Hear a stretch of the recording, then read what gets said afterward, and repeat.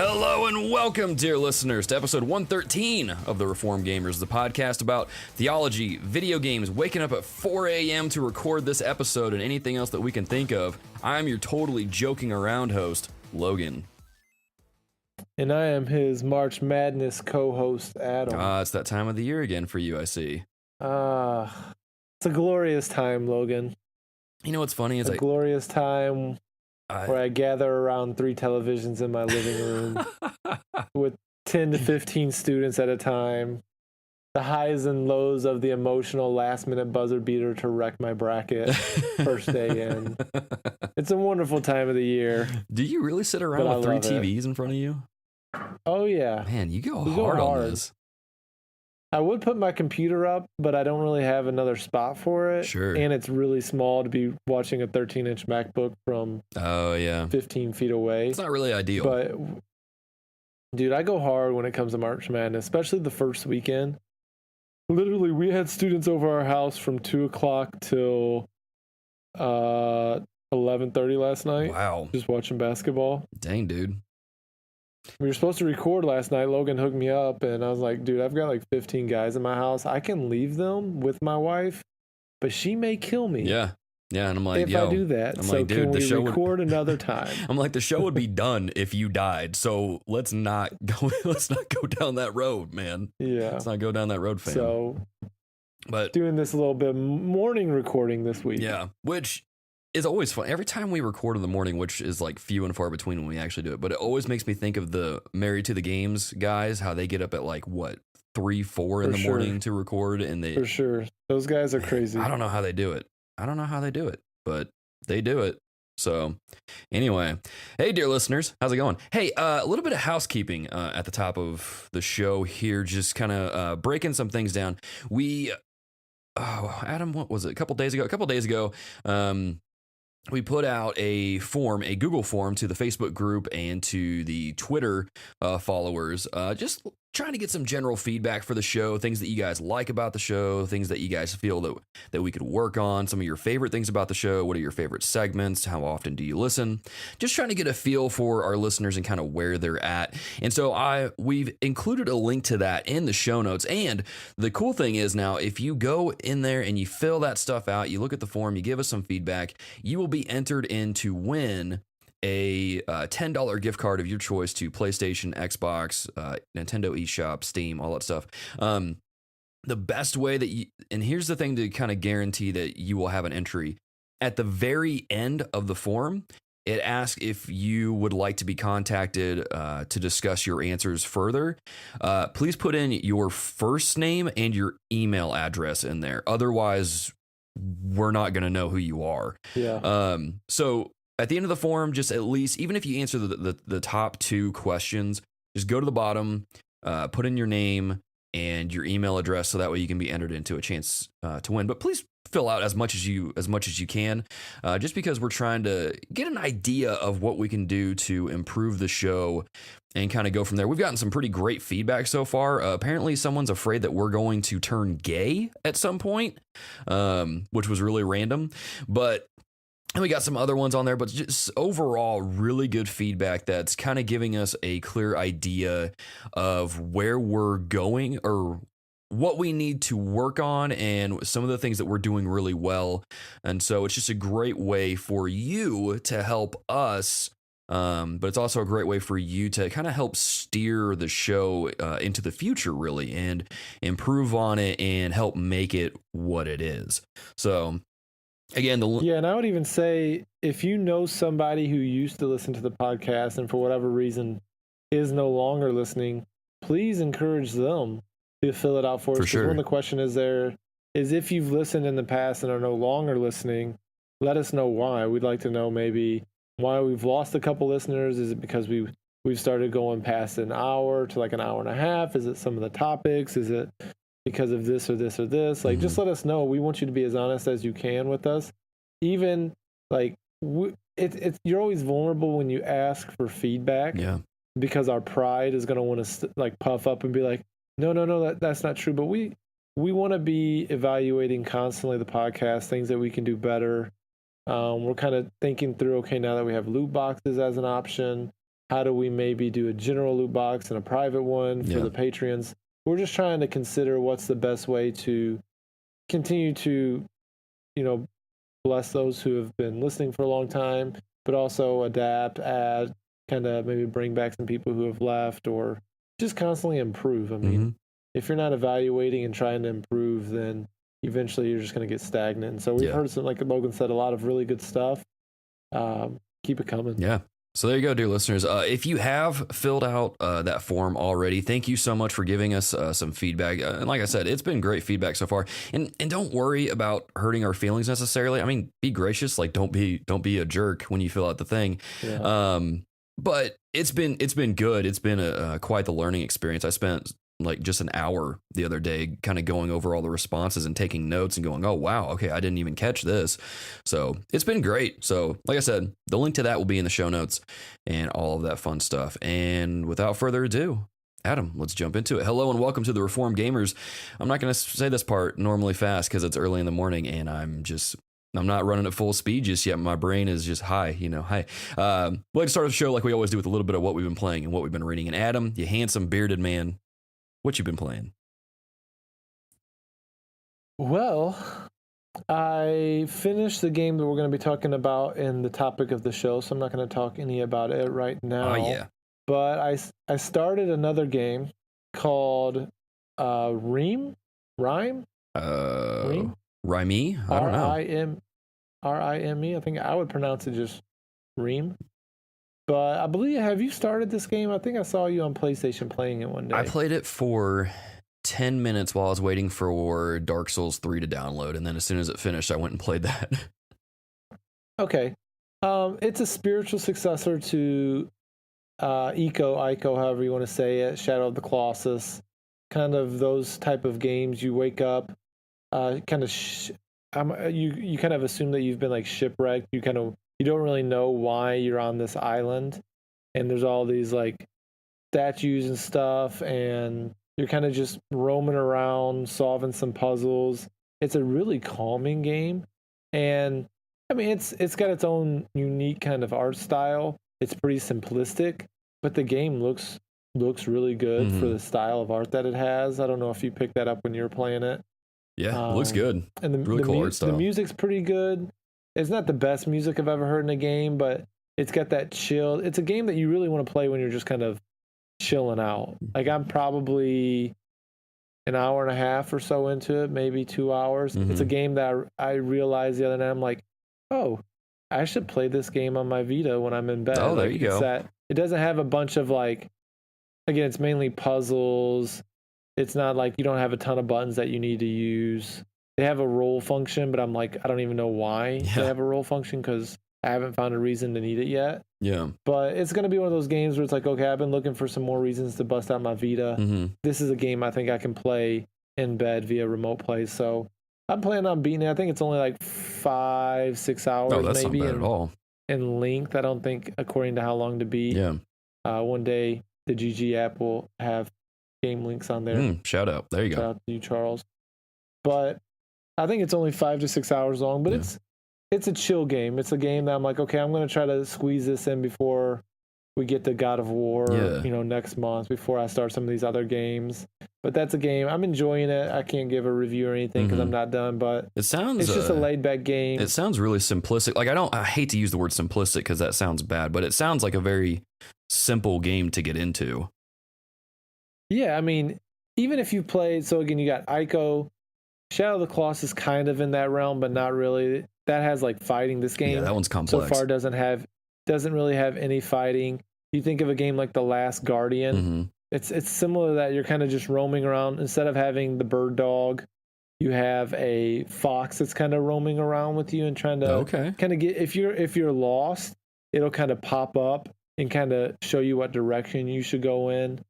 There's this mysterious figure. I haven't got to a point where I've figured out what it is yet. That you'll kind of see it off in the distance in like a red cloak, and it's like watching you, or you'll see it from a distance, and you'll be running towards it, and it'll like walk around a corner and then disappears. Oh, lovely! So, sounds totally creepy. Really interesting just to see who the character is and how it all ties in. Yeah.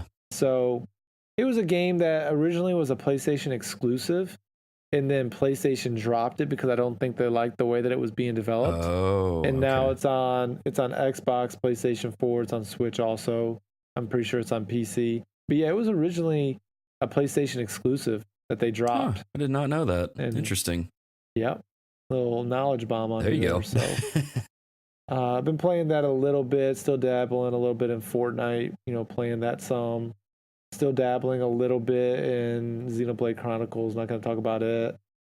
But the other game I do want to talk about, because I kind of trashed it last episode, and I didn't mean just to a little really. bit. I didn't get we haven't got any feedback on me trashing it yet, but I played a little bit more of PUBG. I'm just thinking if you didn't get any feedback, it's probably because the majority of people agree with you. Yeah, well, I was pretty honest. I said I haven't played it enough to really know. Just my initial impressions were, and again, I was playing on an OG Xbox, so I'm sure if I was even on Xbox One S or definitely the Xbox One X or PC, it would look a ton better. For sure. But playing on the OG Xbox One, it looks kind of shady. But I played it with my boy, Wink, who used to do his own podcast. But I'm like, hey, let's partner up, teach me the ropes. And we played for probably an hour, maybe hour and a half. And it was fun. I enjoyed it. It's definitely different, like I said last time, from Fortnite. He kind of showed me, okay, because I didn't know. I'm like, I've got helmets on. I've got different types of pants. I'm like, I don't know. Do these help me? Do they not help me? Are they just pure cosmetic? He was talking to me about the attachments, and it's pretty cool, a lot of the different personalizations that you can do in regards to mag size, stock barrels, your scopes, your red dots, and just the different types of gun. Like right away we're playing, and there's some like guys that drove up on us actually they got in our car and tried to drive off. We shoot at them, blow their car up. I get 2 kills. Later we like walk up on a house and there's a guy up top and down below. I pop a guy. So I got like 4 or 5 kills in like my first game with him in PUBG. So I'm like feeling good about this. Yeah, and man. I think we made like top 10 as a duo. So I was pretty excited about that. But coming full circle, again, I haven't played it a ton still. I've played maybe 2 to 3 hours. I get why a lot of people like it. It's a lot of fun. It's definitely intense.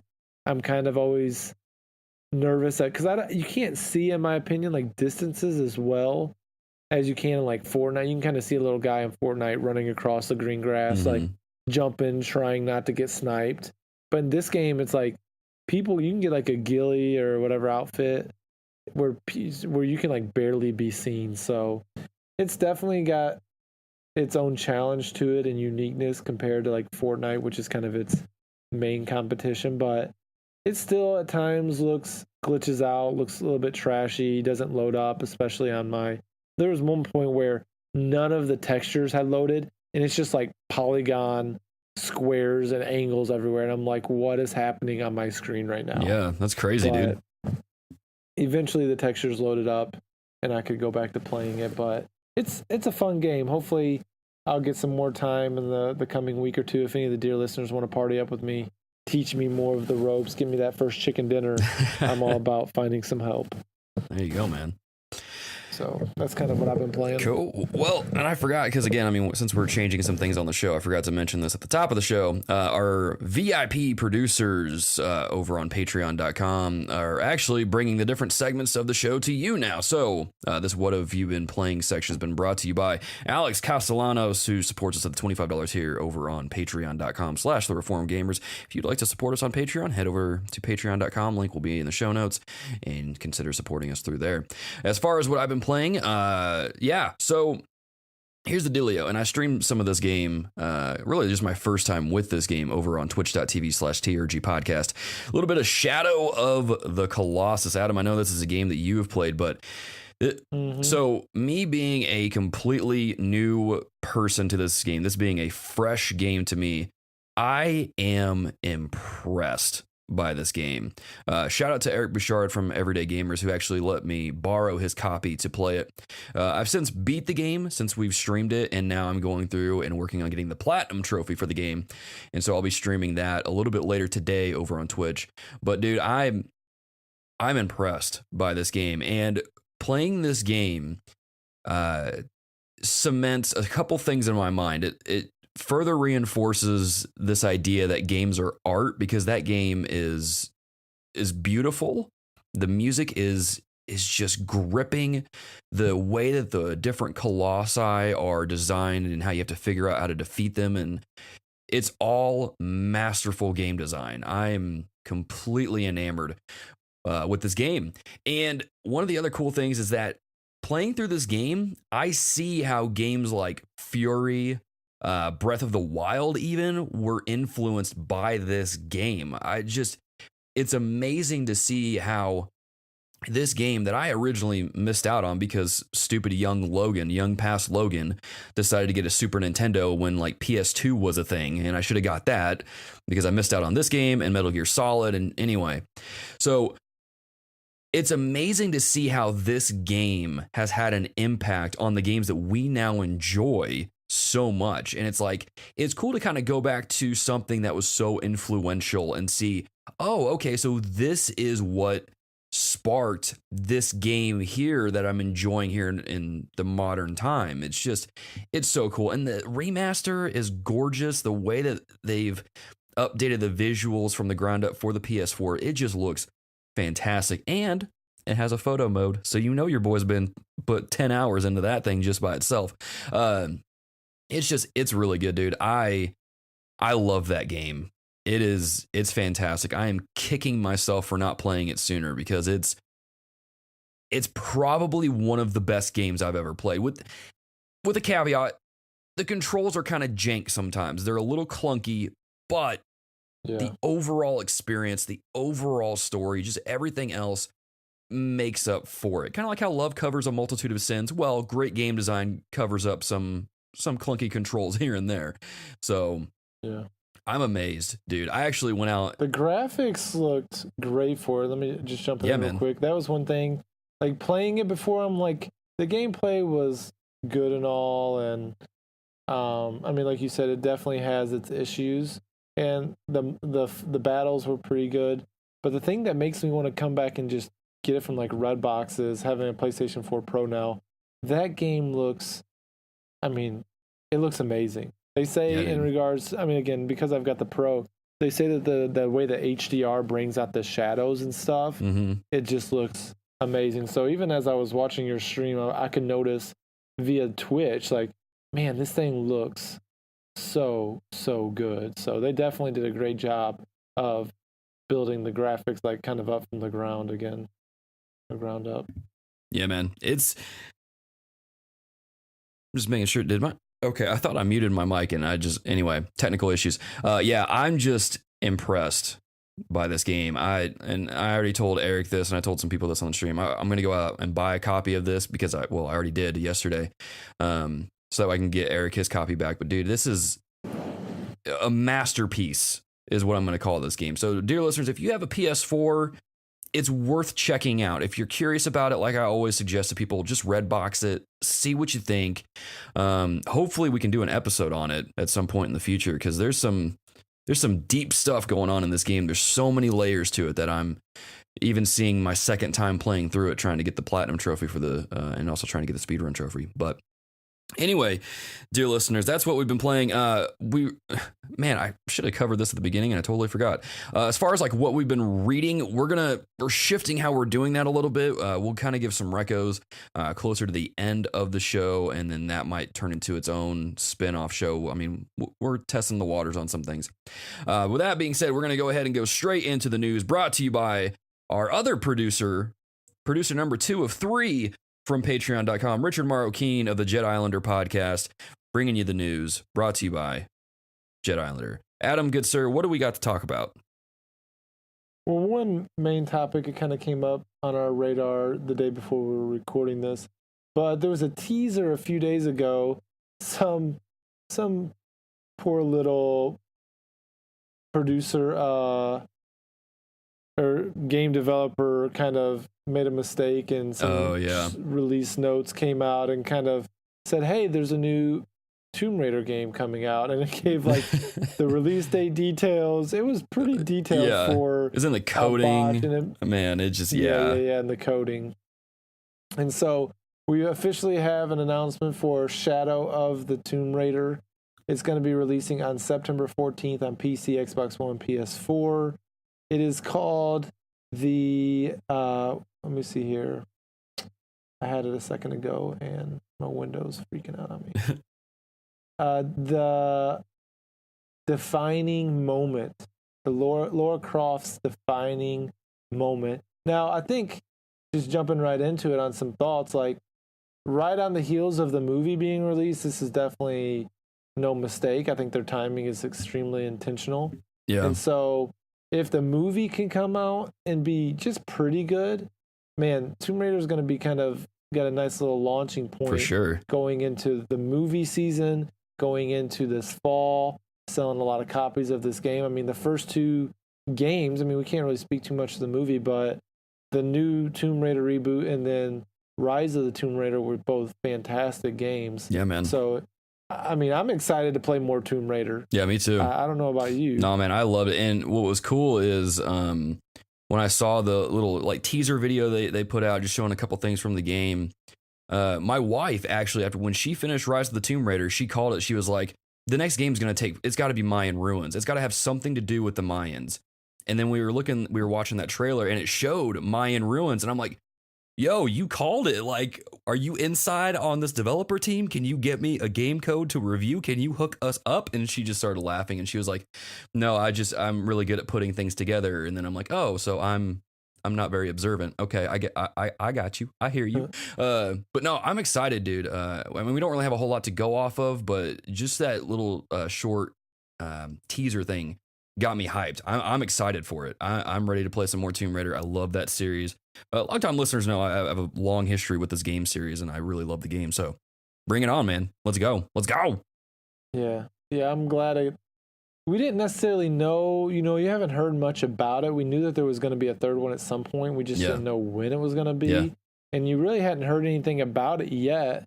I think last time the Rise of the Tomb Raider got kind of leaked on a subway train. This one gets leaked in coding. Yeah. They really need to shore up their leak defenses. But and I think a lot of that, anytime I hear the term like something got leaked, I'm like, did it really get leaked? Or did you guys just kind of set it free out in the wild and let the internet go crazy with it? I don't think things are like accidentally leaked all that much anymore. I think it's all part of the marketing.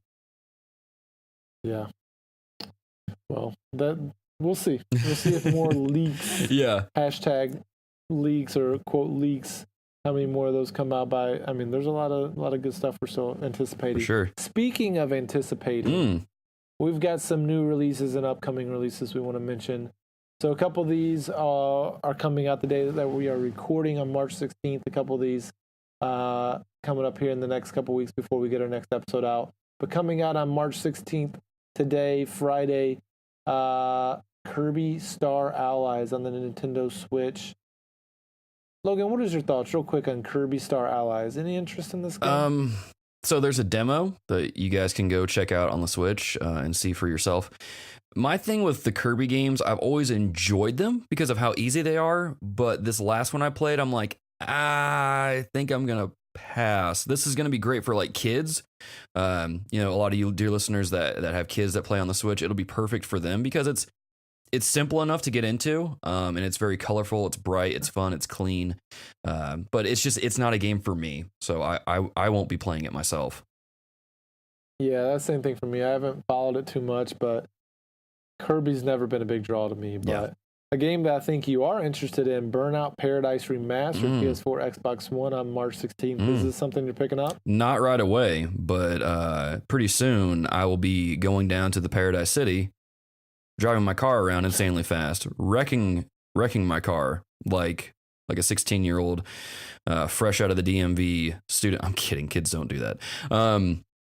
Yeah, dude, I'm excited. Did you play the old one? Oh, dude, I played it a ton. I was talking to my mentor / youth pastor / dear patron, Michael, last night, and we were just kind of reminiscing about how much we played that game on Xbox 360. Fantastic game. Can't wait to get back in.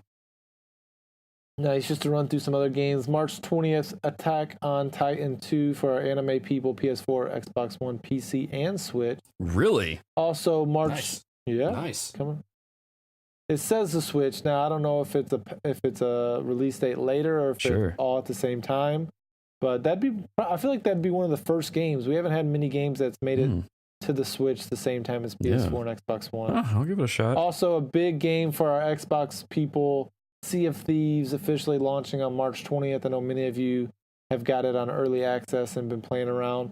It seems to be pretty well received so far. So it'll be interesting to see what people do with it. People love it. I think it'll be a game that I try to stream a little bit. Also, a game that I'm interested in, probably going to be playing with my boy Trout. A Way Out on PS4, Xbox One, PC. It's coming out on March 23rd. It's kind of a co-op break out of prison game. I don't know. The developer was a guy who said some colorful things towards the Oscars a few years ago. Yeah, it's that guy. Okay. Yeah. Yeah. Oh man, that guy. That guy's a character. That's yes.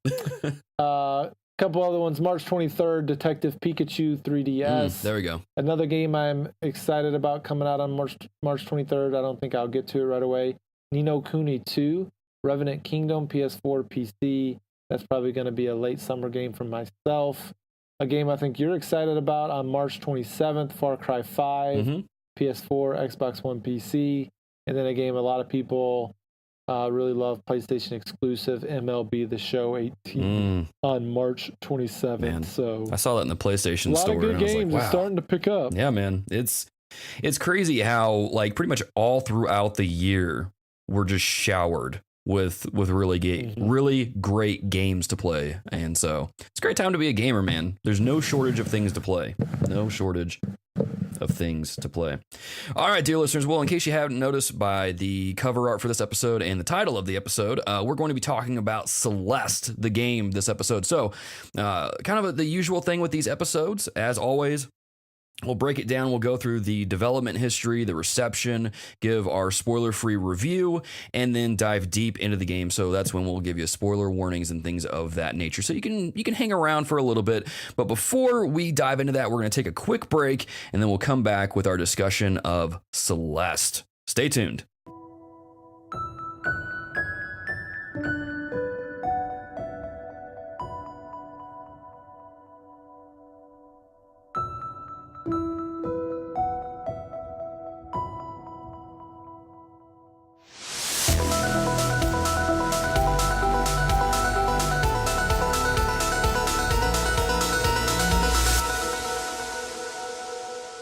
Welcome back, dear listeners. So like I said, we're going to be talking about the game Celeste. It's kind of this indie darling game that came out earlier in the year, and hopefully you've had a chance to play it. If not, I mean, we'll talk about it later and try to convince you to play it. So, kind of like I said before we went into the break, what we normally do with these sections is we go through the development history, the reception, give a quick words are hard. Give a quick review, and then we'll dive into the themes of this game and kind of go at it from a biblical worldview. So, without further ado, let me catch up on this.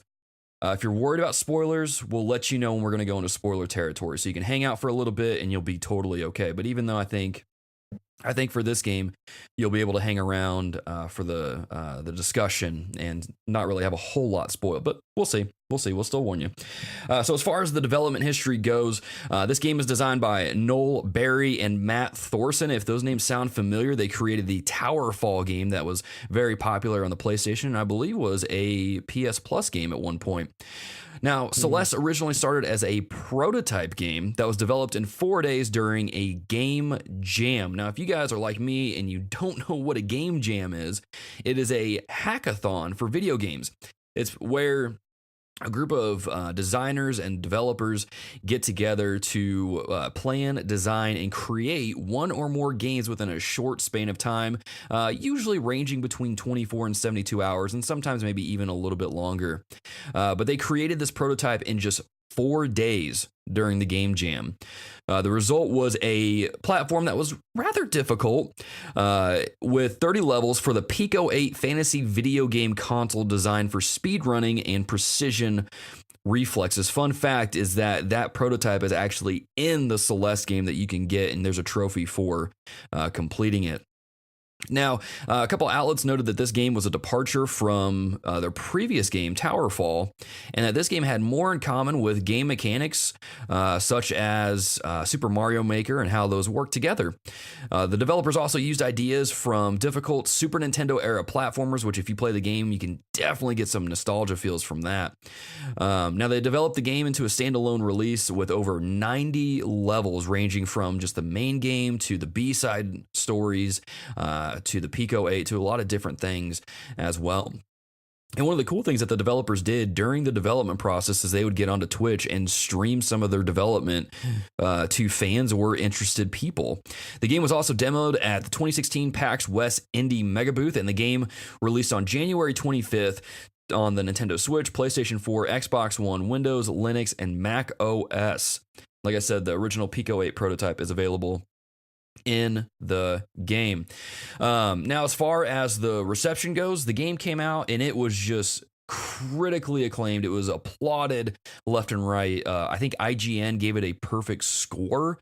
A lot of people were noting things such as the soundtrack being incredible, to the gameplay being top notch and very difficult yet thrilling. And so a lot of people loved this game. One of the journalist, Destructoid's Kevin I can't pronounce his last name. He says it's an essential gaming experience, and for the first time in ages, he said that he had absolutely nothing to complain about with this game. Tom Marks from IGN said, I cared deeply about Madeline's struggle and empathized with her in a way I wasn't expecting. And this game deals with, which we'll get into this during the themes, but the game deals with themes like depression, anxiety, and those kind of things. It's a very powerful game, very well told game, very well crafted game, and you can see that across the board with the reviews. And now you'll get to hear our review of the game. So Adam, man, what did you think of Celeste?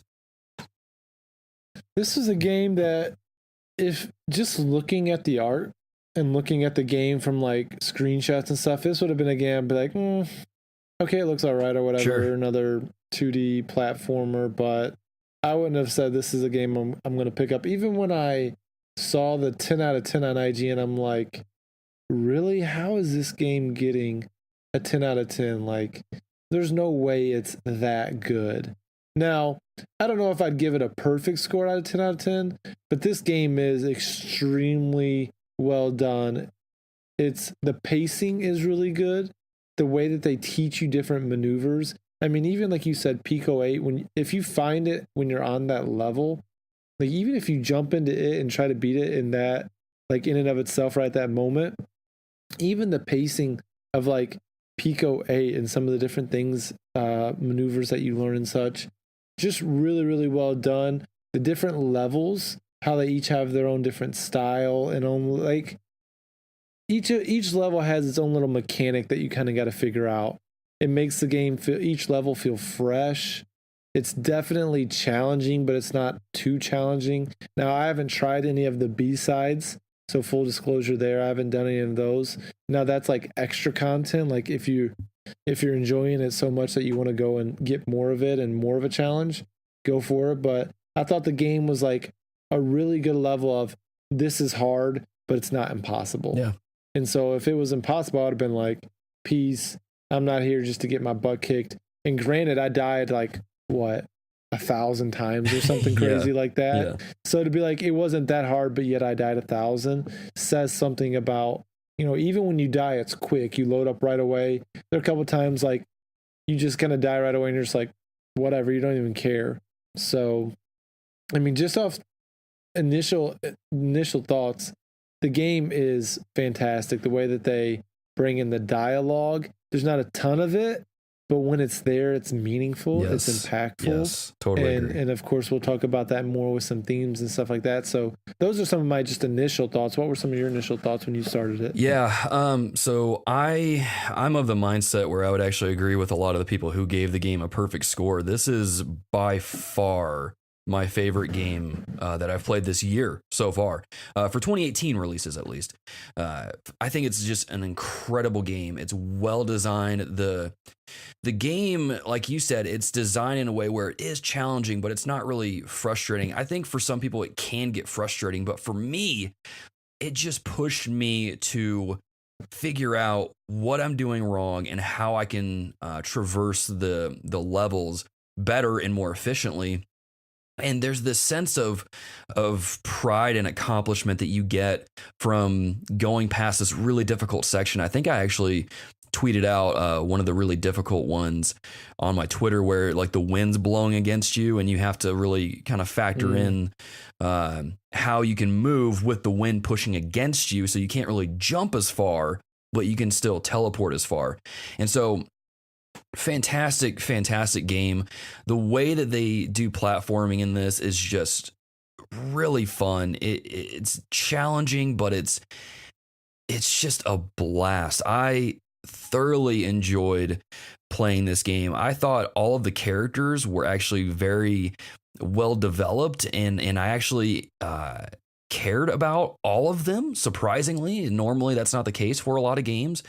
But I just loved all the characters, from Madeline to Theo to Shiro to even Part of You, which is one of the characters' names in the game. And just fantastic game. The music is really, really stinking good. Dear listeners, you've probably heard it throughout this episode. I went out and bought the soundtrack after I played the game because I'm just like, it's so good. Now, I actually played a couple of the B-sides, and dude, it's a whole other game with those. They're difficult. Like, those are hard. Like, if you want to break your controller, that's what you can play. But even with those, it's just so satisfying to figure out. I think that's one of the cool things about the game, is that as you fail and mess up, you learn a little bit more about the game's mechanics and how they even work within the game itself. And so it's just really cool to see how you can pull off some really interesting things, especially as the gameplay changes with each chapter that introduce things like falling ice blocks, or the wind pushing against you, or the wind pushing you further. There's just a lot of interesting ways, like you said, that the game stays fresh from chapter to chapter to chapter. And so I love this game. Yeah, I think it's one of those things where, you know, as you're playing it, you're like, okay, I need to get off soon, but one more screen. Yeah. You know, I want to get one more down. And then you get that when you're like, okay, let me just see if I can get through it on my first try. And then you almost get, and you're like, all right, well, now I've got to get this one more screen. Yeah. Because they're so kind of, at times can be, you know, some of them are a little bit longer, maybe more challenging. So it takes a bigger combination of moves, but most of them you're like, 4 or 5 move combinations you can get through. It's just figuring out what that combination is. Yeah. And so it just takes some trial and error. So, you know, but it has that great little hook of just one more. Yeah. Just one more. And so I'd find myself playing, I'm like, I think I'm getting close to the end, but okay, let's just go a few more levels. And before you know it, I've been sitting there for an hour and 15 minutes finishing the level. You know, or you're like, okay, I'm going to try to get that strawberry. Okay, I've tried 4 or 5 times. Maybe I'm going to give up and come back around to it. And my goal, again, the dear listeners know I'm not a collectathon guy. I'm never going to be that. Sure. But I was like, if I can just get at least more than half of the strawberries on that very level, I'm going to feel like, okay, I'm doing pretty good. And I did that. Like, there were a couple levels where I only missed 3 or 4 of the strawberries. Oh, nice. And so that even says something where it's like, and I didn't even realize I'm Pico 8. Like, I beat Pico 8 like first time sent through. I'm like, hopefully this thing has an ending, because you don't really know. You just play it. Yeah. Play it. There's no like sign of like the end is in sight. Mm-hmm. And eventually you get to the top of the mountain. You're like, oh, well, that was a nice little side mission, game, whatever you want to call it. And so, but it definitely had that feeling of, it gets the hooks and like, I just want to see what's next. And like, oh, like, and again, I've failed at this so many times. I've got to conquer this before I go to bed. And so there would be multiple nights where I'd been playing it for a while, and Hannah's like, can you put that down? I'll put it down. And so we're like, all right, let's get ready for bed. I'm like, I need 5 minutes. I'm like, I've got to finish It's like this. I can't stop minutes. thinking about this section.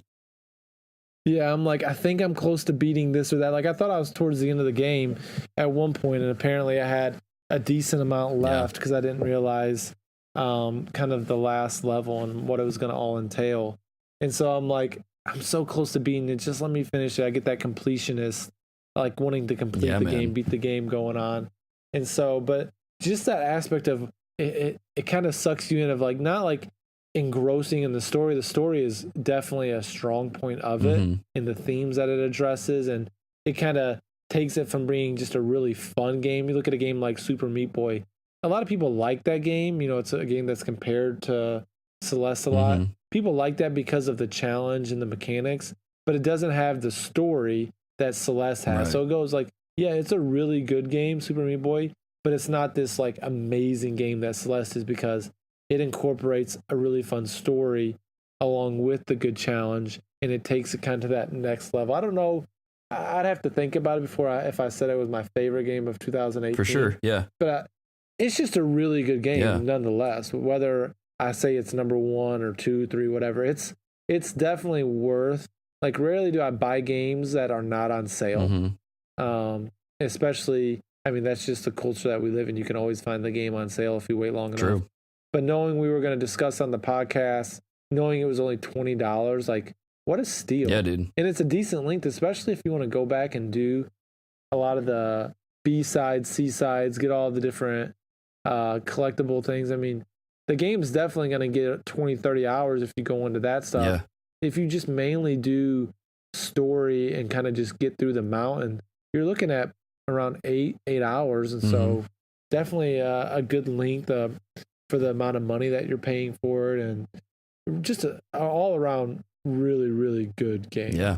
And something to even to the game's credit, how you talked about how, you know, you kind of had this pull to keep, you know, just doing one more, is one of the things that I love about how this game is designed, is that when you mess up in a level or you die or whatever, you are immediately back at that start point. Like, not all the way back to the beginning of the chapter, but like the start of that section, that window that you just got into, or that screen you just entered. And so it does this really good way, or it has this really good gameplay loop of, if I mess up, like, it's okay to mess up, because I'm just going to go right back to this section to try and do this obstacle one more time. Whereas other games, it puts you all the way back at this checkpoint. So you're not right back at the beginning of that fight or that section or whatever, but Celeste has that. And that's what kept me coming back, which I'm sure helped you to keep coming back, to kind of have this mentality of, oh, well, just one more. I messed up, and I know where I messed up. I can go over that real quickly and overcome it and get to the end and then get to the next screen. It's fantastic game design, and it's smart game design too, because I don't see a lot of games doing this. They do that crappy checkpoint system where you have to traverse back and get to where you were to try it again. Whereas this one's like, no, you're already there. Go ahead and give it another shot.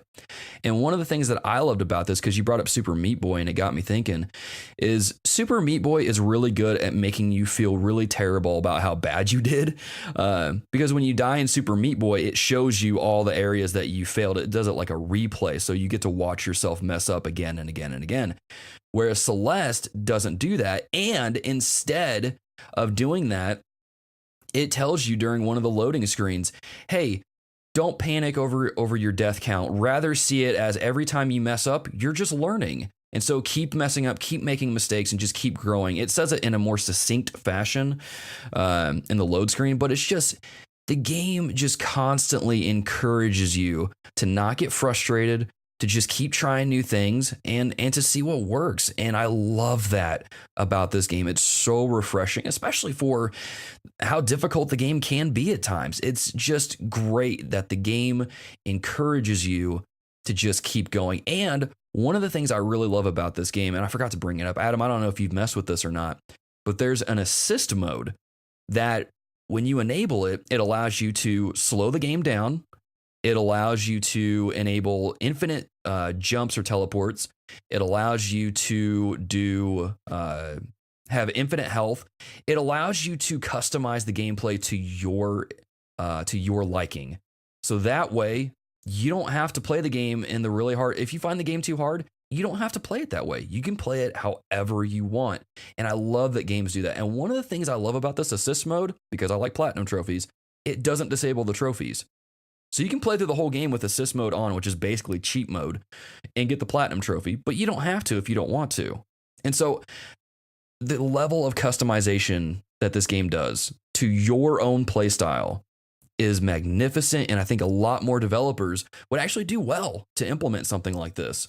So, and that's why I think this game would be great for even little kids getting into gaming. You know, turn on assist mode, let them mess around, see what they think, and get them used to some platformers, and kind of go from there. It's to me, this is a perfect game because of all those things just combined into one game. So, yeah, I mean, you could have, like you were kind of saying, like with the assist mode, like if you want that challenge, it's there. If you've got kids, like I kind of got I let my nephew play it for a while, and I'm like, asking, what did you think about it? He's 12, just turned 12. And I think he liked it, but I think some of the difficulty for him was too much. But thinking, if I turned on that assist mode for him, like he'd probably love the game. He'd be like, okay, this is good. Still got to figure out some things, but it's accessible at that point. So absolutely. You can turn that on and anyone can kind of play it and hear the story and see the art. So they definitely try to make it for gamers of all abilities, skills, sets, and so on. Yeah, man. So it's really good. So dear listeners, I mean, like we've said, I mean, Adam, I think we would both recommend this game to the dear listeners. For sure. Yeah. So there you go, dear listeners. If you haven't played this game, definitely, it's so worth checking out. Absolutely. But with that being said, we're going to go ahead and dive into our discussion of the themes of Celeste. This section brought to you by VIP dear patron Eric Bryant. Eric Bryant, thank you so much for supporting the show at the $25 tier on Patreon. And dear listeners, spoilers ahead. So if you're worried about spoilers at all, this is the part where you pause the podcast, go play the game, and then come back and listen to this. And for everyone else that's played the game, or maybe you don't care about spoilers, let's go ahead and get started. So Adam, in the game, I mentioned this earlier, how the game deals with themes of anxiety, self-doubt, fear, those kind of things, worry. And in the game, there's a point in the game where you come across a mirror. And as you walk past it, you see Celeste, but you see her looking a little different. She's purple. She has a more dark look to her. Her eyes are red. And she breaks out of this mirror. And she says that she is part of you. And that's what her name is. I don't think she's really given any other name besides that. And you come to find out that this is the physical manifestation of Celeste's self-doubt, her fear, her worry, her anxiety. And as you play through this game, you see part of you come in and just try to keep you from climbing the mountain, because Celeste doesn't really know why she's climbing the mountain. She just knows she needs to do it. But this part of you is constantly trying to hold you back and constantly trying to keep you from achieving your goals. And it's hard to play through this game and not relate to some degree to this struggle that Celeste has with part of you. And even with some of the characters, you see it with Shiro in his level. You see it with Theo a little bit in chapter 6. Just this idea of we all wrestle with self-doubt, or something that kind of keeps us from achieving what we want to do. And so I was just thinking that maybe we could kind of have a conversation around that, or maybe get some of your thoughts around this struggle, and maybe how we can relate to that, both as just a human being, but also as a Christian. I mean, how do you deal with self-doubt, Adam, or have you ever dealt with that kind of thing? Yeah, I think, I mean, kind of just going, it's like you said, it's hard to play this game. And I know this is in a lot of the different reviews that I had read, they mentioned this also. It's hard to play this game without seeing her difficulty and then thinking of your own difficulties that you've either struggled getting through, are struggling to get through, struggled but eventually got over, like we eventually got to the mountain or got over the mountain. It's not always everybody's case, but it's hard to play this game and not have that kind of epiphany. And even if I'm being honest, when I first met part of you, I didn't quite grasp exactly what was going on. Yeah. But then when you get those epiphany moments later in the game where they start explaining all the struggles and why part of you is really trying to hold it back and why Celeste is trying to push her away, that's when it really clicked for me of like, okay, I see what's going on here.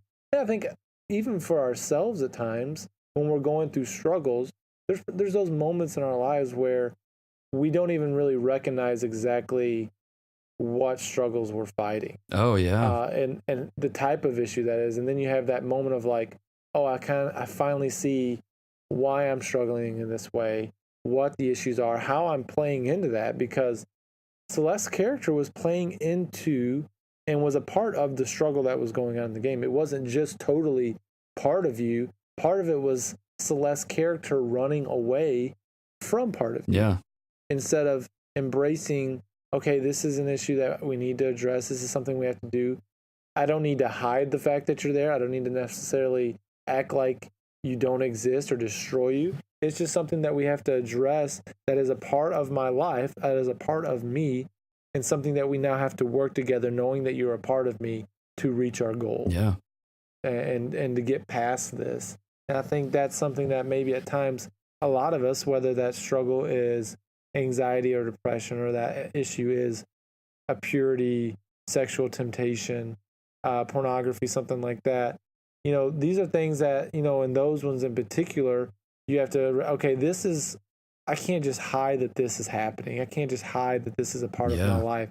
I've got to recognize that it's there. I've got to address it. And for those ones in particular, you have to move past those. You don't necessarily be like, hey, let's figure this out together. No, there are some of these things where you need to say, like, this is a mountain I've got to get over and I need to leave it behind. But again, you still don't erase it. It's a part of your path. Yeah. Like I talk with these students all the time, and they wonder, how do I, you know, when I get over this through God's grace, how do I talk about that with my girlfriend, my future spouse? I say, this is one of those things where we can have hope and joy, where we say, yeah, there is no doubt this is something that we have struggled with in the past. By God's grace, it's a hopeful conversation at that point. It's a joyful conversation, because you're not still at the base of the mountain trying to climb over it. No, by God's grace, I've climbed, I've fought, I've gripped on, I've worked my way up, and now we are kind of past that moment. But then there's going to be other things in life where it's always going to be there. Yeah. You know, you may always struggle with anxiety, depression, disappointment, whatever these different things are in your life. And it doesn't have to be always, you know, a bad conversation. Those conversations can be had in hope, but that doesn't necessarily always mean it's going to be a hopeful conversation. Yeah. And so just recognizing, okay, how do these different things play into it? What part am I playing into it? What part is it something that's outside of myself and I need to get help? And how do I now approach this as, okay, how do I begin working at approaching this instead of just pushing it away or hiding it or acting like it's not there? No, we gotta call it what it is. Yeah. Give it words, put words to it so that we can address it. And I think that was that big moment in Celeste, is when she really began to put words to it herself. Yeah. At what the struggle was. That's when it clicked for me. It's like, okay, now I'm with you. Yeah. Now I see what's going on here. And it was kind of a cool moment. Yeah. And man, I think we're thinking of the same scene where Celeste is kind of slowly coming to grips with who part of you is and how it's tied to her. And how it is just a manifestation or representation of just her fear, her worry, her anxiety, and all that. And she tries to ignore it. At first, she even says, like, you know, hey, I'm just letting you go. And part of you is like, you're abandoning me. And it's like, no, I'm setting you free. Yeah. And it's like, you're not really dealing with it. You're on the right path. Like, you're understanding this part of yourself, but it's in the name. It's part of you. And I'm sure there are some things that we all wrestle with that we would love to just have it ripped away from us. You know, we don't like to experience fear. We don't like to experience anxiety or whatever it is, but it's part of us. And you see this happen in the game when Celeste tries to just cast it out or get rid of it. And it actually flares up even worse. And she actually gets more powerful and part of you gets even more angry. And there's this cool scene where how, because it has the chat bubbles that come up, part of you starts coming out of her icon and yelling at Celeste. And I'm like, dude, this is so intense right now, but it's so it's so good with how they are portraying this and letting players relate to a lot of degree. Because I'm sure we all who have played this game and got to that part, like, dude, I can relate with this so much. But it's that thing where Celeste tries to essentially ignore that part of her, and she doesn't really embrace it to the point where she understands it completely. Because if we're going to overcome a lot of our struggles, we have to, it's like you said, Adam, put a name to it, put words to it, and really understand what it is and kind of where it's coming from in the first place. So that way we can better understand ourselves and who we are and just how we react to certain situations. It's not that there's anything wrong with us necessarily. It's just we need to come to a better understanding of ourselves and understand kind of how this works together with us, how this works together with our determination. And I think for us as Christians, it helps us come to a better grasp of just our faults, kind of our temptations, essentially, to where we understand, okay, well, for me personally, I struggle with lust. So because I understand that that is a part of me, that's something that I wrestle with, I'm not going to do X, Y, and Z, or I'm not going to go see this movie, or I'm going to read these kinds of books to help me understand it better and also kind of fight it better and see if maybe some of those feelings I have or some of those thoughts that I wrestle with, if they can be redeemed and how they can be redeemed for the better. Because you see this at the end of the game where Celeste comes to an understanding where she says, look, you're part of me. We can't really get rid of each other. So let's see how I can understand you better and work together and work all these things for good, essentially, and try to redeem some of these things. And what winds up happening is Celeste actually gets more powerful because of it. She winds up being able to teleport twice now, and she's able to just do a couple different things in the game now. And it's interesting how they put that into the gameplay mechanic itself, with how once you understand yourself better, you get stronger. And I think there's something that can be said of that, especially for us as Christians, is that when we understand our faults, when we understand our weaknesses, we're able to resist the devil better, but we're also able to see how we can use some of our things for good. I'm not saying we can use sin for good, but I'm saying like some of those things that we have, we can use for good.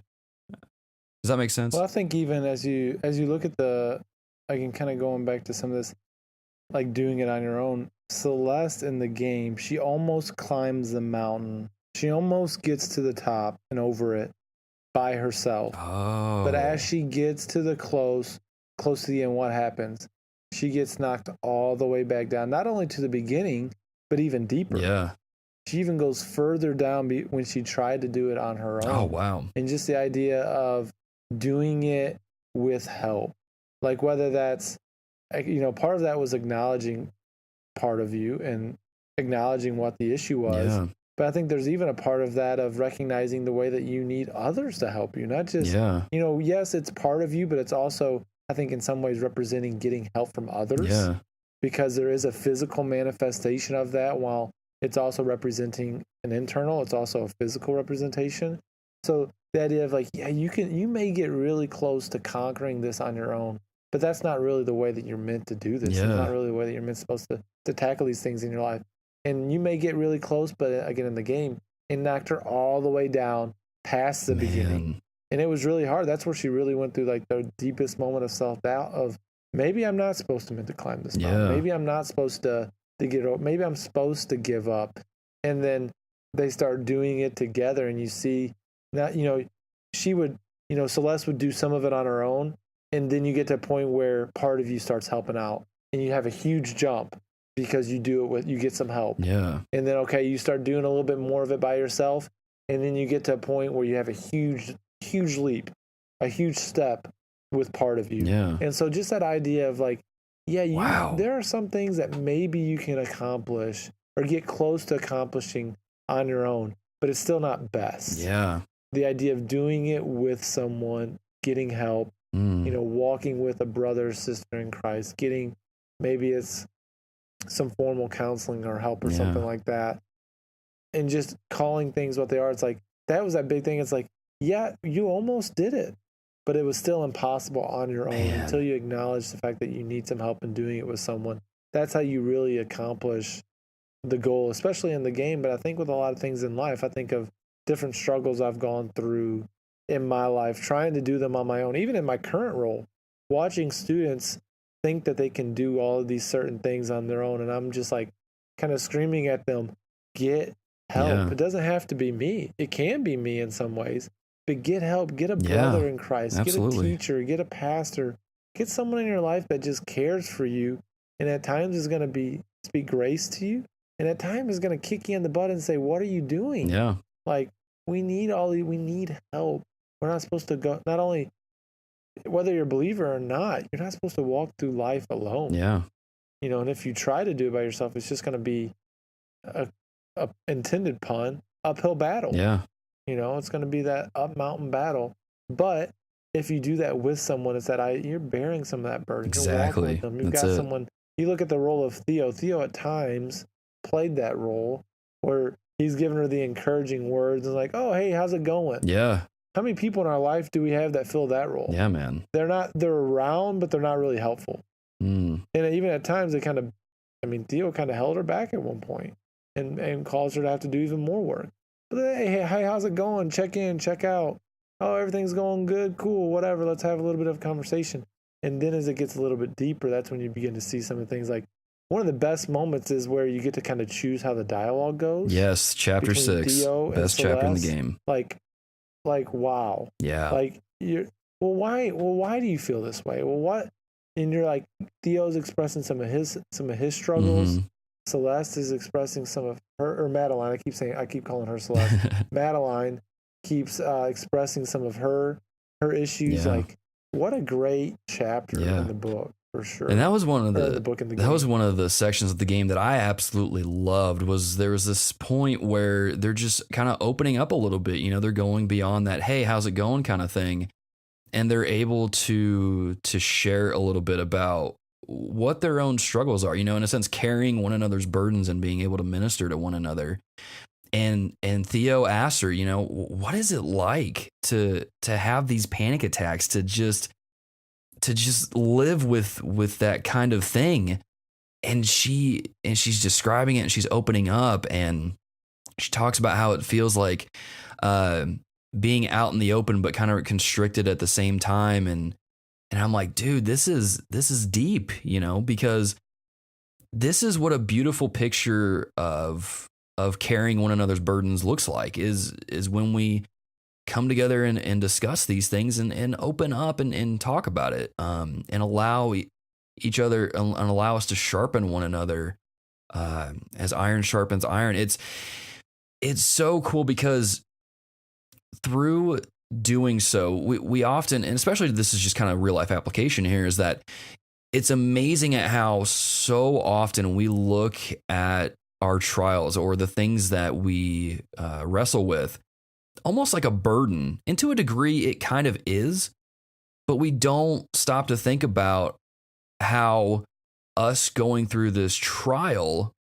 can help us then minister to people later on down the road. It's like it says in James that we should consider it all joy, or we should count it all joy when we encounter trials of various kinds, because through our trials, we're going to grow in Christ. We're going to have our faith tested in ways that's uncomfortable and it's hard, but we're going to grow, and we're going to be able to help other people out. And you see that in the game a little bit. You see Celeste, I'm doing the same thing. You see Madeline come to this understanding of her struggles through talking about it to other people, through them encouraging her, or her just seeing how her actions have affected others. And so because of that, she's able to grow a little bit.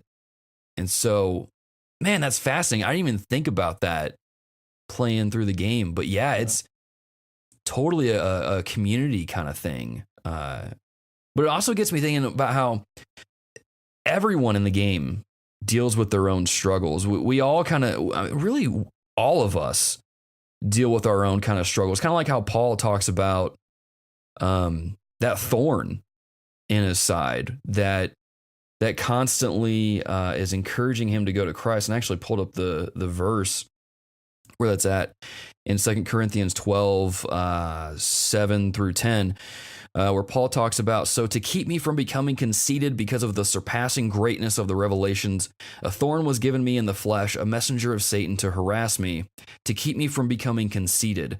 3 times I pleaded with the Lord about this, that it should leave me. But he said to me, my grace is sufficient for you, for my power is made perfect in weakness. Therefore, I will boast all the more gladly of my weakness, so that the power of Christ may rest upon me. For the sake of Christ, then, I am content with weaknesses, insults, hardships, persecutions, and calamities, for when I am weak, then I am strong. Man, do you think that plays into the end at all with how her and part of you kind of come together to reach the top of the mountain? Yeah, I mean, I think we have to recognize that if we just had the perfect cookie cutter life, would we be where we are at now? No. There's a lot of the hardest moments in my life, those difficult things. I've not struggled with depression or anxiety, but that doesn't mean I haven't had my own areas of struggle. If I didn't address those, if I didn't fight through those, if I didn't, even struggle with those, I'm not the person I am today, and I don't accomplish a lot of the things that I've accomplished. And so even just recognize, what do you call that, a thorn or just some sort of struggle issue? We just have to recognize God places these things in our life with purpose. And he gives them, I'm reading A Bruised Reed by Richard Sibbes, and the idea of God allows the reed to be bruised for a reason. Not, he allows the flax to smoke for a reason, but what he doesn't do is he doesn't break the reed and he doesn't quench the reed. Yeah. And so he allows those things so that we might be stronger, so that we might grow, so that we might rest in him, fall before him. And so just recognizing, Celeste or Madeline doesn't get to the peak of the mountain without recognizing some of the struggle and accepting it and getting there. She never gets to that. And I think of the things in my life I never accomplish. I don't become the RD that I am if I don't wrestle through and work through my parents' divorce and walk through that thing. I'm not the same RD that I am. I'm still a RD if my parents stay together, and maybe I have different strengths and things like that, but I'm definitely not the same person if I don't walk through some of those difficult things that really shook me. Shook me at that season of life. But yet, by the grace of God, through the Spirit, through community, through people around me, by just God loving me and through his word getting me through those things, Amen. I'm now a better person because of that. Amen. And so just recognizing those things. Yeah. And it even just kind of gives you a more of importance or a more sense of urgency, I guess, of why we need each other, but also why we need to understand ourselves. Gosh, this game is so powerful, dude. I'm gonna get the platinum trophy for it, but man, great stuff. You know what I'm thinking about with this game as we're kind of coming to a close with our discussion bit on this? This game is basically a sequel to Persona 4 Golden. It's all about understanding yourself, embracing your flaws, and just getting stronger because of it. That's it. That's probably not the case. Anyway, dear listeners, hope you've played Celeste. If so, let us know in the comments on Patreon or YouTube or really wherever. And let us know what you think about the game. Do you think we're off on some of these things? Do you think we're on point? Let us know. Let's keep that discussion going in those sections. But Adam, dude, Celeste is a great game. We've already recommended it. But what are some other things we can recommend for our dear listeners before we let them go? The big one that I have, and I kind of just mentioned it, finished up. We're not doing our What Have We Been Reading, but Richard Sibbes, A Bruised Reed. If you're discouraged in ministry, if you're discouraged as a Christian, if you're just discouraged in general, this is a great book to read. Now, it's a Puritan book. It's not always the easiest of reads, but compared to a lot of other Puritan writers, like John Owen and some of them, it's definitely more accessible. Yeah. But it's an extremely encouraging read. Unintended pun there. But That's my suggestion, is just, even if you're not in a season of discouragement, I think my brother-in-law got it for me. He said Martin Lloyd-Jones says he reads this book every year just for the encouragement that comes from it. So some high praise there. So definitely a book worth checking out. Again, A Bruised Reed by Richard Sibbs. Nice, man. I might check that out myself. Dear listeners, I'm going to reco a book that I've recoed before. It's The Masculine Mandate by Richard D. Phillips. I think it's honestly the best book on biblical manhood that's available. So guys, definitely check it out. And even women, check it out as well. So that way you kind of get an idea of what makes a biblical man. And if you're single, maybe it'll help you kind of narrow down or figure out what it is you ought to look for in a future spouse. I'm also going to recommend a YouTube channel that I discovered a couple weeks ago and have just been kind of binge watching a lot of their content, and that is The Completionist. Basically what it is, the host picks a game, sets out a game plan, and he completes the game, as in he gets the platinum trophy or he gets 100%. The ones that really drew me in were his Dark Souls episodes, where he went hard on a lot of those games. It's a really cool channel. So if you're a trophy hunter like me, or someone who likes to get all the achievements in games, I think this is going to be right up your alley. Very cool channel, very entertaining content. And it might give you some ideas or tips to platinum or get 100% in a game that you're going after. It gave me some ideas for Dark Souls myself. I don't know if I'll platinum those games, but I definitely want to do as much as I can in those games. But anyway, dear listeners, thanks again for checking out this episode of The Reformed Gamers. Thank you to our dear patrons for helping this show, and our producers for helping support each segment. We appreciate that. And if you'd like to support us, if you like what we're doing here at The Reformed Gamers, you can head over to patreon.com/TheReformedGamers to consider supporting the show, and also get early access to all of our episodes, get an entry into our monthly game giveaway, and maybe, depending on the tier, get access to our patron exclusive episode or show, The Loot Box, where we discuss various themes in under 15 or 20 minutes or so.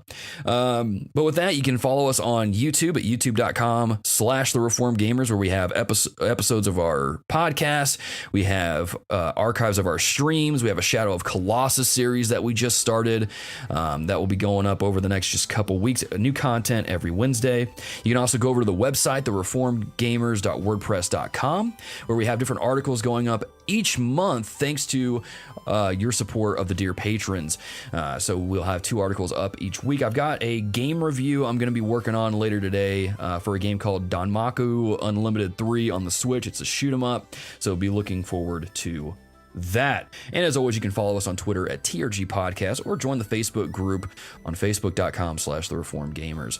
But until next time, dear listeners, GG and amen.